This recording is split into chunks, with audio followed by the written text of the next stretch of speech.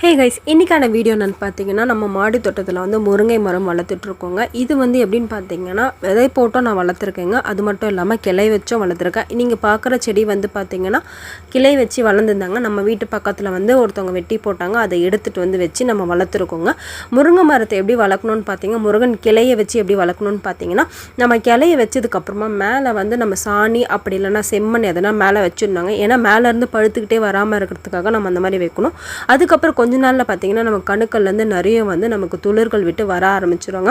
எவ்வளோ சூப்பராக வந்திருக்கு பாருங்கள். முருங்கை மரம் நம்ம வந்து மாடி வீட்டில் இருக்கோம், நம்மளால் வளர்க்க முடியல. பட் ஏன்னா முருங்கை மரத்தில் பார்த்தீங்கன்னா நிறைய வந்து ஊட்டச்சத்து இருக்குங்க. நம்ம உடம்புக்கு தேவையான வந்து முருங்கைக்கீரை, முருங்கைப்பூ, முருங்கைக்காய் இதெல்லாமே வச்சு நம்ம சமைக்கலாங்க. இது சாப்பிட்றதுனால நமக்கு வந்து உடம்புல இருக்கிற பாடி பெயின் அப்புறம் அனிமிக்காக இருக்கவங்களாம் வந்து இது அதிகமாக எடுத்துக்கலாங்க. இந்த வீடியோ கண்டிப்பாக உங்களுக்கு பிடிச்சிருக்கும்னு நினைக்கிறேன். பிடிச்சிருந்தா நம்ம சேனலை சப்ஸ்கிரைப் பண்ணிக்கோங்க. நீங்களும் முருங்கை மரம் வளர்ப்பீங்கன்னு நினைக்கிறேன். தேங்க்யூ.